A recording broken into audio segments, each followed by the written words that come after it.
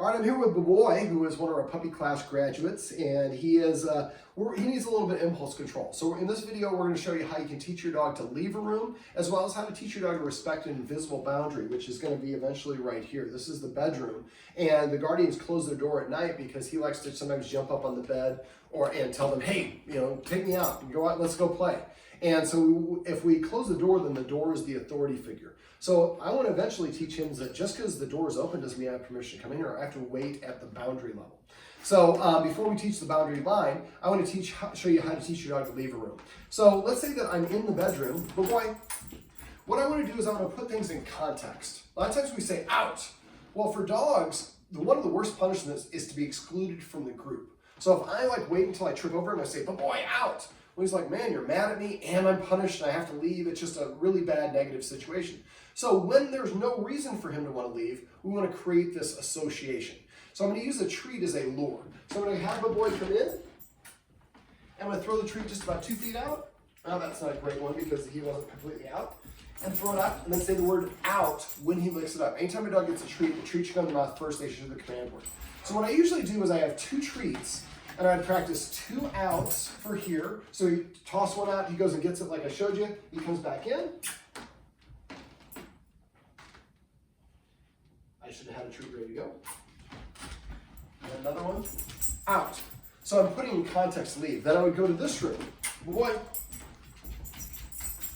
out, which means to leave this portal. So I do it for every doorway and portal in the house, and I do 2 outs.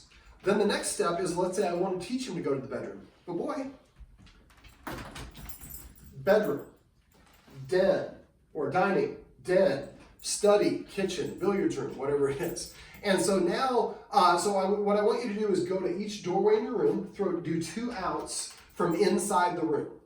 Then come to here and if the guardians eat at this table here, and some people put painter's tape down, just temporarily. So maybe you go from here to the edge of the couch to here, and then to here. And so then if you want to teach him to leave this out of this area, you need to practice out this way, out this way, out this way, this way, this way, this way. Dogs don't generalize well, so they have to practice a whole bunch of variations. Okay, so once you've done 2 outs for every portal or area in your room, same thing around the dining table. You maybe have a round circle around there, about 5 to 7 feet apart. So now I can tell him to leave any area eventually with enough practice. Then I go back and repeat the whole thing, but now I'm outside the room, throw the treat in there, and come up with a command word for each room. So I want the dog to always be able to voluntarily go out. Now first we're throwing the treat, but eventually I would say, good boy, bedroom. See, let's practice this, do this. See, and you see he's not going in there because I haven't practiced enough. There we go, good boy, bedroom. So now, and we're stimulated, we're not there yet. But once you practice enough, you can say out or bedroom, and he goes in there, then we're gonna pay him after the fact. At first, the treat is a lure. Okay, so that's how to teach him to leave or enter any room in the house. Now I wanna teach him how to stay out of the bedroom using an invisible boundary. So what I'm gonna do, and I'm gonna use some treats to make it a little bit more difficult. So I'm gonna wait for him to stop moving, sit. Yes, chortle. All right, so my authority goes whatever direction my hips are pointed at.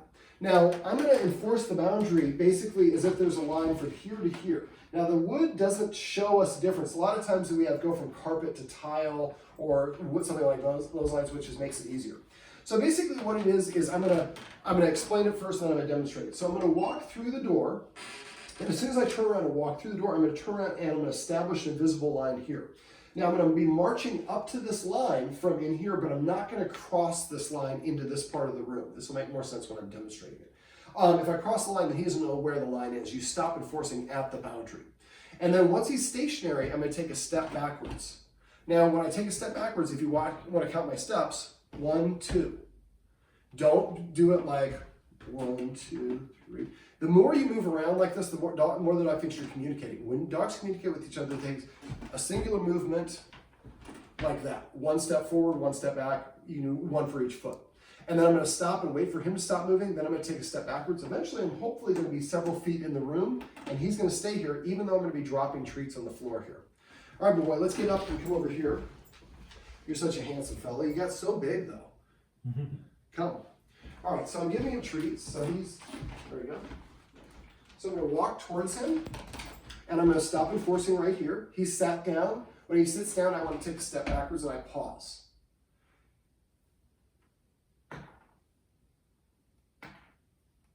That's pretty good. Most of the time the dog would come forward and I would rush forward as my way of saying no. I can also make the hissing sound like a cat. So he's looking at the treats, I'm away from him, look at me, take a step backwards, smash the treat a little bit, that's okay. He stayed put, take another step backwards. Now remember, my authority is going whatever direction my hips and shoulders are pointing at. Now he's thinking about it now. He's moving slowly because he's not sure if he's allowed to come or not. So I move towards him as my way of saying no. He sat down, I take a step backwards. I pause between each step. About a quarter of a second pause is all you need. And I'm keeping my hips pointed at him the whole time. Now one of the guardians mentions if she's on the bed, then that's when he wants to come up and pound at her at the bed and hey, give me some attention. Now sitting down, you lose some authority.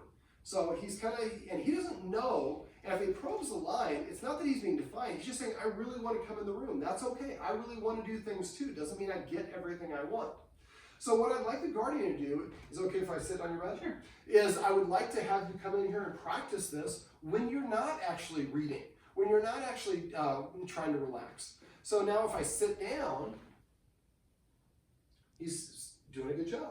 So I'm gonna have you actually, could you shuffle over and I'm gonna have her come and sit basically where you are so she has a better angle from where I am. Perfect.